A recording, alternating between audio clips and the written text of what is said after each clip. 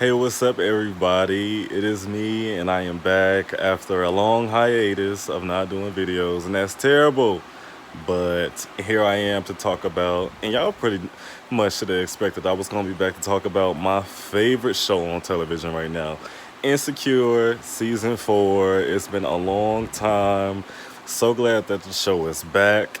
And I have to say that this premiere, the premiere episode, Lowkey Feeling Myself, was light years better than last season's premiere. Last season's premiere was so boring that when it was over, I asked myself, that's it? So, but this premiere, it was so funny. It brought the laughs and it brought the subject matter, which was something that I felt ultimately was missing with Insecure season 3. Like, I felt like the show was dry, but it did have good subject matter. Like Issa lying to herself, believing that she could live with somebody and actually get to know someone who's only been a fuck buddy for her. Like that was silly. Molly feeling like she could maintain a relationship with a married man, but not be honest with that married man about how she really wanted him to leave his wife for her. You know, she was in La La Land, and then realizing how that toxic relationship was affecting how she viewed life and how she was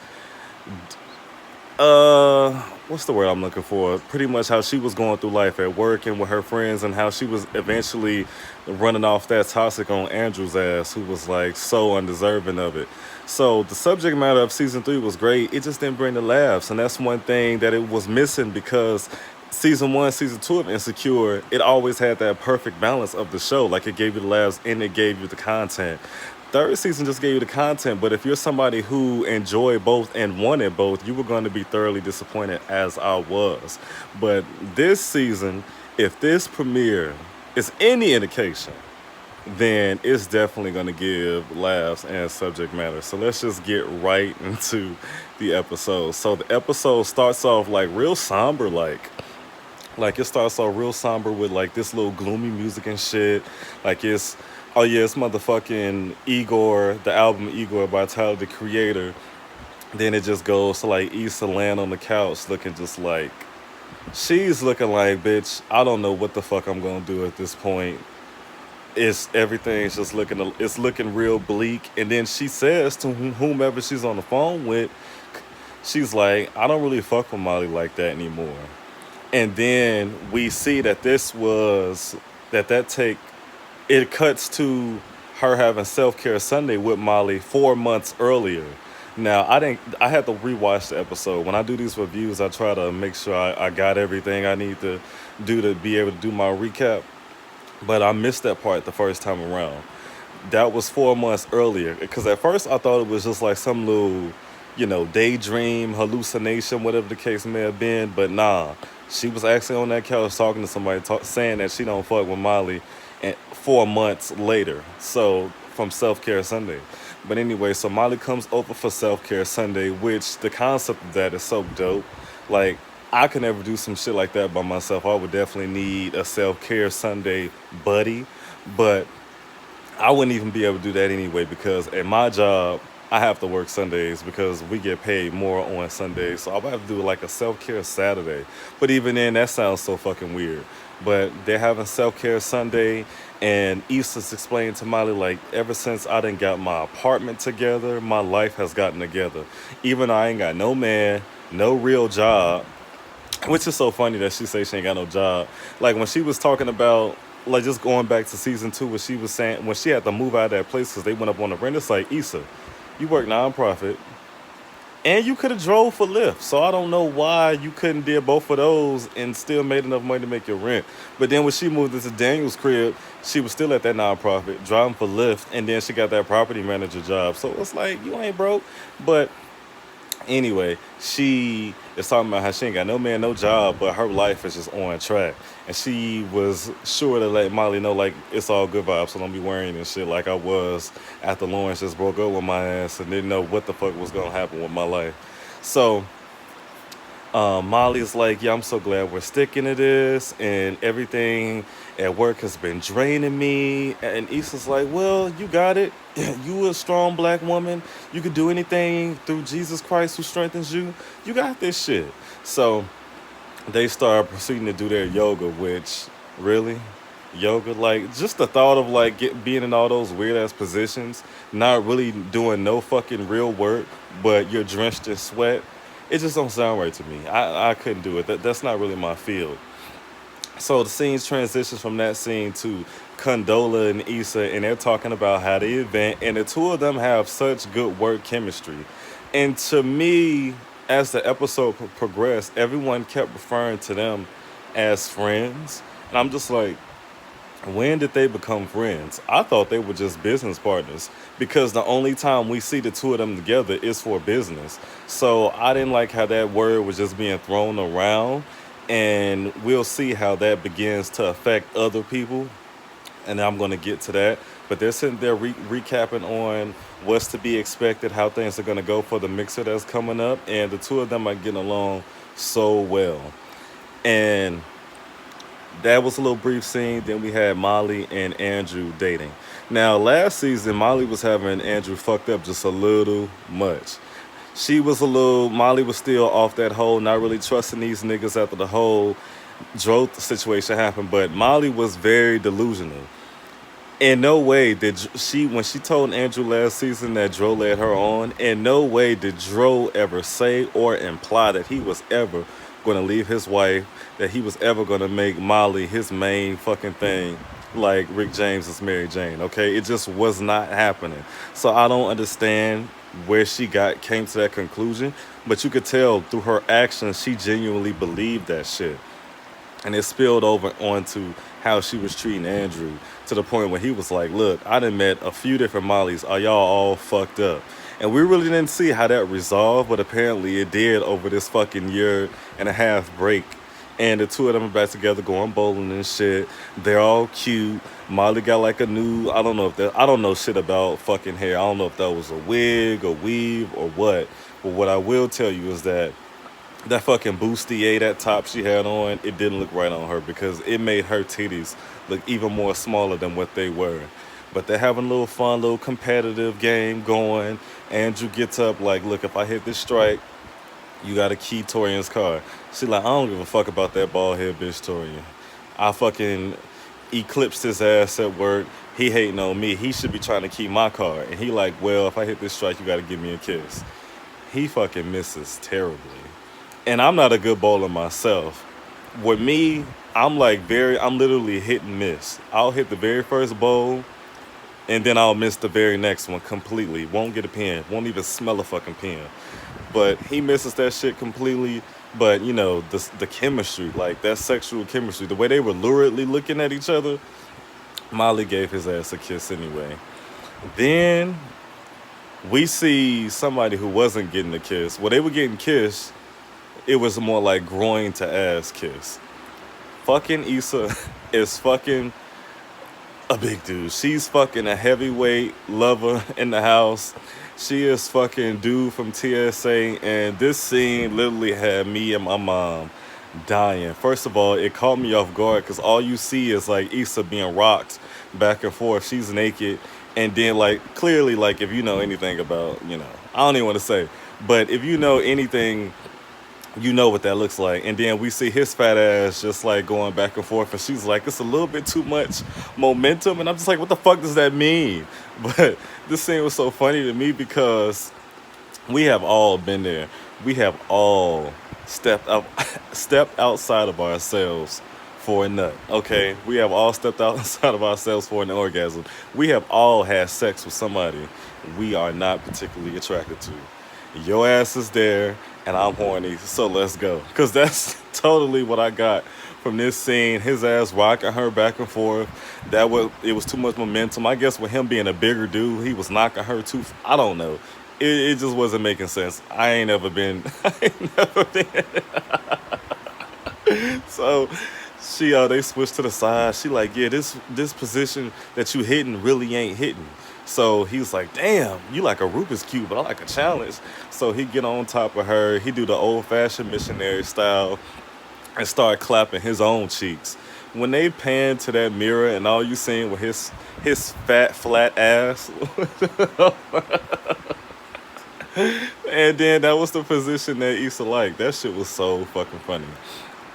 And like I said, like we have all been there because clearly, like at the end of it, when he's putting his uniform back on, okay, his shift just ended over at TSA. He about to get some booty and go home, but he ain't staying there that night. So he's putting that uniform on, and there was like no chemistry whatsoever. Like Issa, like, okay, you gave me what I needed because I really needed it because Nathan's gone. I'm not fucking Daniel anymore, and Lawrence is just out of the question. Somebody had to come hit this shit. So he was like, I come bearing gifts, more than what I just gave you. He comes back and gives her a bottle of Hennessy and some weed that he confiscated. I'm like, nah, if that ain't nice, I ain't never got shit from nothing like that. I ain't never got a gift of any kind afterwards. What I got was the gift. So that was super nice. But one thing that really shout out to me about this scene was like you finally see a big dude, you know, in a scene like that. Because most of the times you don't even see big dudes in scenes like that, in love scenes, sex scenes, unless they are the star of the show. And the same goes for women. You really don't see big women doing love scenes unless they are the star. You never have like the star of the show. All the people that they're casually dating or having sex with, they all look like models. They all look good as fuck, and all this kind of shit. Ain't never like that casual, you know, overweight person. Not really just saying like fat, but like that thicker person. It's always somebody their size, and like how fucking realistic is that? Like even if you're not, and I don't even want to say even if you're not into that particularly. I feel like everyone has dated somebody who was bigger, you know, or thicker, whatever the more appropriate term is. So it was finally nice to see that happening on Insecure. Now the next scene, Issa meets back up with Condola, and they're talking about this block. No. Issa and Molly go shopping, and Issa is there for the umpteenth time, returning. Well, not even returning shit, exchanging shit. You know, she's all insecure about what the fuck she wears to these little fancy spots that Condola invites us to meet, you know, the upper echelon of Los Angeles and shit. You know, the marathon continues, sloths and shirts don't fly at these events. So she got to be coming through looking like, you know, a miniature or a knockoff version of Tiffany Dubois. So she's in there with Molly talking about the event, talking about what's going on. Meanwhile, the white bitch who works there is fucking tired of her black ass coming in there exchanging shit. She was looking at Issa like, and it's so funny. I work in fucking retail, and I be knowing when the girls be coming up in there trying to pull stunts and shit. You know, they come up in there talking about something. They're buying something for resale, talking about they got a little business or whatever going on. Bitch, you're buying tampons and diapers. And you're buying like a fucking 3-piece set for a toddler. You ain't selling this shit. This shit is coming to you. You need to pay taxes for this shit. Okay? So in the retail that I work in, we see that shit all the time. Motherfuckers abusing the system. Ain't trying to be charged taxes for this shit. So I'm claiming that they gonna sell this at their gas station or their motherfucking mini mart. This ain't going to no mini mart. This is going to your mini crib. But I digress. So that white bitch is tired of Issa. She's talking to Molly. Molly's like, Andrew is cool. No, it was something Molly was telling her. I can't remember. Oh, that she was liking motherfucking Andrew and that he had asked if he could invite Nathan to her mixer. And Nissa's like, nah, he shouldn't fucking come. Which I thought was kind of just like, what is this? I just don't know what else is going to be happening with this whole Issa Nathan story because, like, yeah, he did ghost her.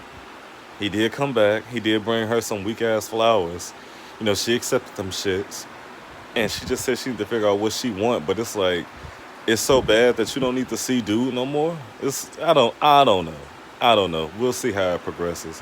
But talking about the event, and then it fucking proceeds to the next scene of Issa meeting up with Condola, and Tiffany rolls through because you know he Lawrence was sending her roses. He's calling and shit, telling her that, and Condola's telling Issa that they're going strong and shit. Then all of a sudden, Tiffany walks in. I guess she came bearing gifts and shit, and she's like, "Oh, did these flowers come from a client?" Issa's like, "Nah, it came from the new boo account." And then she was like, "Oh yeah, it wasn't just Issa and I that came together at your baby shower. Issa and my nigga came through. I mean, came together at your baby shower." And Issa like, "Bitch, what? What you mean? Cause there wasn't too many niggas there. It was a white bitch. It was, and then it was some other dudes whom we didn't know, and of course it was the father of the baby. And then Lawrence was there. She was like, so what out of them niggas that you with?" And she comes out and said, she was like, "Was you with some tall loser ass dude named Dro?" And Condola's like, "Nah, his name is Lawrence." Dead awkward silence. And one thing that was killing me is that Issa was looking to Tiffany, begging Tiffany, like, please make this make sense to me. Please make it make sense. Please explain this to me in the most simplest way that you can. And Tiffany just kind of just left her hanging. And I mean, and then she did say, "Oh, is this come from the one dude who you went on a one date with?" And I thought it wasn't gonna be nothing. But even then, Tiffany, at that, even and she's maybe she genuinely did not know. But if she did know that Condola was going out with Lawrence, but she didn't think nothing was gonna come of it, there's still that possibility that something could have came out of it. Case in fucking point. And she didn't tell Issa. And then looking at the scene, it's like, man, Issa and Tiffany really are not close at all.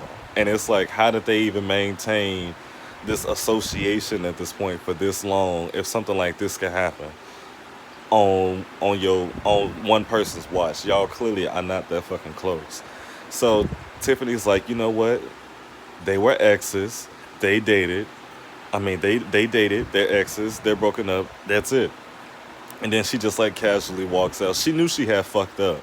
Even though she claimed she didn't know, she knew she fucked up. She know she should have made it her business to know. But Issa was just like, "Oh, no, it's cool. He's dope, you're dope. Of course, y'all two dope motherfuckers would be together. I'm dope too, but I ain't got nobody. Let me run up on some of your exes like you running up on mine." And then she did the most uncomfortable ass laugh and Condola like, "Bitch, I wasn't running. I wasn't running up on your ex, but okay." So after the fact, Condola goes over. She's supposed to have they're supposed to motherfucking watch the show within the show. Or maybe the show within the show was on before the movie of the show came on. They were supposed to watch. They were watching motherfucking Latoya, Finding Latoya, and so funny. Like the whole Kev In show with Bill Bellamy, Erica Alexander. I didn't really like that shit from last season. Like last season was just a dud to me as far as the comedy was concerned.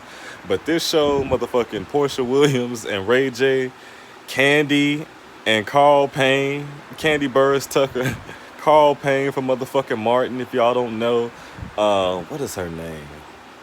What is her real name?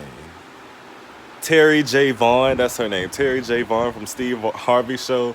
All these motherfucking cameos was just fucking hilarious. And then Ray J's stupid ass, which is something I could see him saying for real. Like, "Oh, I didn't kill her, but I killed the pussy." Hilarious. But anyway, Condola comes over to Lawrence's crib and he's trying to like prep her like what the fuck is on the menu tonight. And she like, "Nigga, I don't give a fuck about none of that. I'm friends with your ex and I'm working with her." And he was like, "What ex?" "Lawrence, who else the fuck else? You've been with the same woman for 5 years." But she's like, "Your ex-girlfriend, Issa, nigga." And he's just taking it so over dramatically, like he's acting like somebody died. He's acting like the nurse told him he had another goddamn STD. And she like, "That's crazy. It's crazy, right?" She's panicking. And for me, this shit really is not a big deal to me. Like, granted, take what I say with a grain of salt because I'm coming from somebody who has never been in a relationship before. But at the same time, it's like, y'all are just working together. And then like I said, they kept throwing this friend word around, but it's like, y'all are really just working together. Y'all are working together to bring this block party together, and that's it. Y'all really don't have to Go out or hang out. Y'all don't have to talk about nothing other than business and make sure them motherfucking checks clear. That's it. That's literally it. Honestly, that is ideal. Because if we just gotta work together to make some money and we never have to speak to each other again, that is ideal. So I really don't see why the word friend was just being used so much. But she's panicking, and Lawrence is just like, you know what, she needs you right now. Don't leave her. Not mentioning nothing about the money being involved. But nah, she needs you right now. Y'all should continue to do this event. And he tries to give her wine because he sees that she's stressing, and she's like, you know what? I really just want to go home. And I'm just like, bitch, you could have did all this over the phone. You didn't have to come through to do this shit. He probably was thinking he was gonna have some popcorn and some buns, and you about to go leave because you working with his whatever. So the next scene, they start preparing for this motherfucker. They start preparing for this block party. They're not preparing for the block party. It's the day of the mixer. Issa and Condola see each other, and it's very awkward for no reason at all. And Condola walks off to go really set up, and Issa is all of a sudden being harassed by Trina, who's wearing these motherfucking "I Want to Be Down" Brandy 1994 braids. I'm like, ugh. She looked like one of them girls who wear cheap ass weed. She's like, bitch, when I told you that residents could come through, I was just being polite. You can come through, but it's really not encouraged. I mean, it is encouraged that you stay the fuck home, especially your ass. And she's like, "Oh no, your brother is so fine? Is he single?" She's like, "Yeah, but he's gay." And she's like, "So Benjamin Daddy gay?" Just out that little boy, just out that little boy's father to him right then and there, and in front of everybody. Okay, Trina. But what she said was a word, because a lot of these girls be with DL niggas and don't even know. But hopefully, maybe that'll be seen in furthermore on the show. Who knows? Maybe Insecure will go there with the DL shit. Okay, maybe Issa next season will be dating a dude who will be DL, and then she could refer to Molly, who was with Jared, and she just swore up and down his ass was gay. But be that as it may, Issa is contracting the help of her friends and her brother Amal, Kelly, and Tiffany to come through and help at this event. And Molly is on the way with Andrew, and she lets him know, this event is it's a little low budget. It's a little low budget. And he like, oh, I could have saved this outfit. But the funny thing, he really wasn't wearing shit anyway. So it's like, if you could have saved that outfit, I really want to know what your casual fits look like. Okay, but in the car, she's like, what do you want to do? No. He asked her, if we're still dating next week, do you want to hang out again? She's like, yeah, how about Friday? And he says, I can do any other day but Friday. And she jokingly remarks, like, oh, well, you must be spending time with some other bitches. And he like, that's funny. And that's when she asks him, are you dating other people? And he's like, yeah. Ain't you? She was like, yeah, I'm dating other people.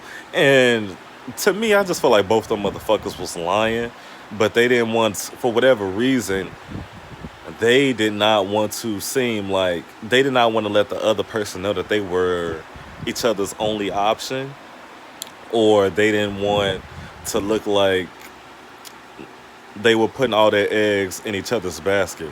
But I just felt like they both were lying. If Andrew was telling the truth, Molly ass definitely was lying. And you could see it definitely bothered her. And it bothered her all the way to Issa's mixer. Now, at the mixer, Amal's he's DJing. Trina looks a mess. Issa is trying her best to not be bothered by fucking Condola. And she's trying to also impress these vendors. Starting off with the iconic Paula J. Parker, okay, and this green dress that she had on. And I'm like, oh my God, Paula, whatever, I don't know, with this wig, but your face is looking kind of wide. And then you have a wide mouth, so it's like you kind of giving me like Kermit vibes. I don't know, it could have just been me. But Issa is like super nervous trying to speak to this lady next to Condola, who is like fucking her ex-boyfriend. And it's like, it's just,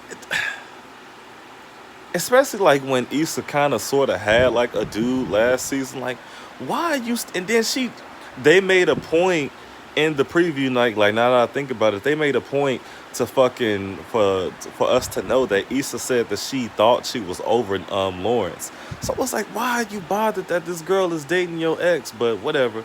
These two bitches is like totally fucking awkward. Neither one can get a word out. Motherfucking Tiffany's like, oh my god, this is like a motherfucking COVID-19 conference call, and I can't do it. Issa had word vomit. She couldn't speak to Paula J. Parker's character at all. I can't remember her name, but Condola suggests that they separate and each take one side of the fucking mixer. And Issa speaking to all these vendors just bombing. Like she doesn't have the gift of gab at all. Like Issa's totally clumsy. She's not quick on her feet. She's awkward as fuck. So I don't even know why she tried to even play these people. But none of them were buying it any fucking way. Then all of a sudden, um, not I want to say all of a sudden, Molly comes in. She asks Issa for help. She's like, "What should I do about Andrew? He told me he's dating other people." And Issa's like, "Look, he's here with you. Now, what's the problem? Look, I gotta go. You said you gotta get it." She's fucking. One of her tenants come up to her complaining, talking about some. You should have let us know you was having a party. She's like, "I sent notices weeks ago," and he says to her, "I didn't get them. Where am I supposed to park?" She like, "Look, nigga, just take my spot and get the fuck out of my face." He was like, "I don't got no car." And Issa at this one point asking her like, "Nigga, do you even live here? Like, what the fuck?" So she walks off. Kelly earlier asked her, she was just fucking pouring it up, pouring it up, pouring it up for the hoes, trying to be a great bartender, but not making no tips. So it's like, you ain't making no tips. You really could be doing the bare fucking minimum. And the bitches got a problem. They should be BYOB, okay? But she says, Issa, look, Spencer's old white ass over there offered me 5 bands for a night of passion. Now I take one for the team. Just say the word. Issa's like, bitch, no. And she's like, no, you can. No, look, it's literally my finger going in the hole. Just let me know. And Kelly persisted, and Issa's like, look, bitch, I'll let you know about the end of the night. So all of a sudden, motherfucking Amal tries to play, what is it called? My Neck, My Back by Kaya at the behest of Trina. Issa hurriedly shuts that down. Trina gets on the mic, being ratchet as fuck in his gold get up with the little bras, the bra pads hat hanging out. And Issa's like, she's watching. All the vendors are standing there and discuss, because Issa's like, this is the upper echelon of LA, okay? Can't be playing on My Neck, My Back, okay? Put some Beyonce lemonade on. They'll like that shit, because bougie people love Beyonce.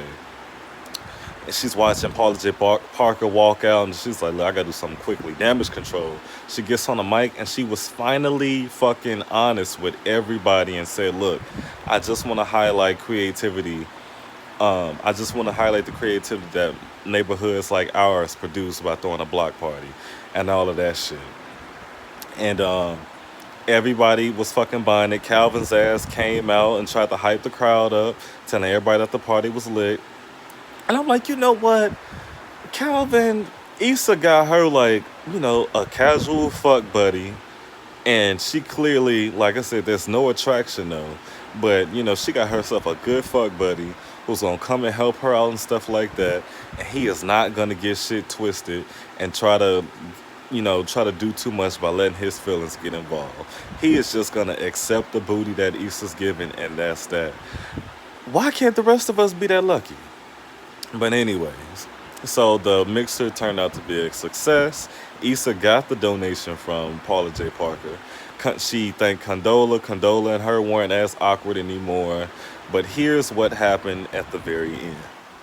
So Issa has a one-on-one with Molly. And Molly's just like, I don't know why you would be friends with this bitch dating your ex, and why the fuck didn't you tell me about it? And Issa's like, bitch, I tried to call you. I went straight to voicemail. And if she's cool with it, if she's cool with it, I'm gonna be cool with it too. And Molly's just like, your life don't have to be this messy. The irony in Molly saying that, when Molly's like life has been so messy, not even like in a sense like with her friends, but your whole relationship life was messy, because you have no idea how to fucking behave. You do way too much, or you're just entirely fucking delusional. But Issa's like, maybe you're right. But back to the whole, but she spoke to her about Andrew. And one thing I will say, Molly was kind of contradictory in that moment, but I did see some emotional growth with Molly because for once she was actually honest with a dude and told him how she felt. And she told him straight up, like, look, I thought it was just cool and casual, but I'm actually really liking your ass. Thus, I'm bothered that you may be dating other people. We never would have got that from Molly. Molly always internalized shit and just said, "Well, fuck this nigga. He ain't have his shit together, so I'm out." And that just wasn't cool. We seen it with Jared. We seen it with motherfucking who else significant. We seen it with Chris. We seen it with Quentin. We seen it with all like Molly always just made it seem like it was always the niggas and not her. But I feel like in this situation she realized that she was tripping. Like the fact that she had to ask should she trip, knew like let that know for her that she in fact was tripping. And she was like, you know what, I'm not gonna trip. I'm just gonna be honest and let them know that or why why I may be tripping is because I actually really like you. So I was impressed. But she kind of like she progressed right in that moment, but then she regressed when she said that shit to Issa because I didn't like the fact that she was trying to put the battery in Issa's back that she should have a problem with working with Condola because she was dating Lawrence, and I just feel like that's so fucking stupid. Like, if you're my friend and I see that you're fine, then there's in no way that I'm gonna try to take a moral stance. Like, nah, you should be pissed. You should be outraged. You should be fucking with this bitch because at the end of the day, this is business. Money is involved, and I'm trying to establish myself as a motherfucking block party thrower or whatever the case may be. And I don't have time to be sweating small stuff because Lawrence and I are over and he's moving on. I just moved on. Like Issa really wouldn't be tripping if Nathan was here for her not to trip. But because she's single and she's only fucking Calvin, she's tripping a little bit. I mean, like I said, she just said she was over him.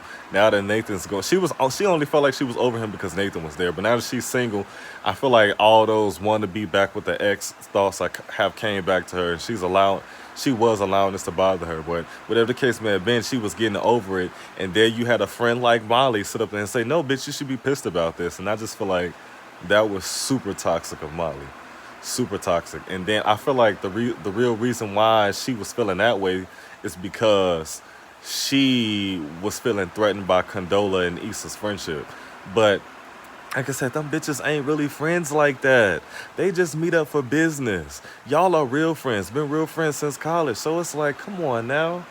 But that was the end of the episode, and it was just so good, y'all. It was so good. It was so funny, and the subject matter was there. Like Issa, Condola, Lawrence, and then you got Issa, Molly, Condola, and then you have the whole Tiffany. Of course, she's just recurring a supporting role, but this was like a big. E- Tiffany had like a big role in this whole thing because, she said she didn't know. She said she didn't know, but we didn't know what she didn't know. Did you not know Lawrence and Condola were dating? Or did you not know Lawrence and Condola were going to hit it off? Because she very well may have been in that place like, well, shit, it ain't going to go nowhere, so there's no point for me to tell Issa anything. But I mean, but at the same time, there's always that possibility that the stars could align in their favor, and they could hit it off. And now you're looking like a weak ass friend. But it's interesting now to see Tiffany taking having a bigger role than just appearing here and there and taking shots at everybody else because they don't fucking have it all together like she does materialistically. But it was so good, y'all. It was so good. I'm pleasantly surprised. Shout out, because like I said, third season was so lackluster. Everybody I talked to agreed that everybody who views the show differently agreed that third season was awful. It was awful. But I really enjoyed this premiere, so I cannot wait to continue to review it for the next 9 weeks because this they finally got 10 episodes for the season instead of 8. So, And I'm fine with the show being 30 minutes, as long as it's 30 minutes, a half hour of goodness. So that's just been my review. Hope to see y'all go critique this season. I mean, this episode with me in the comments below. I'll catch you all later.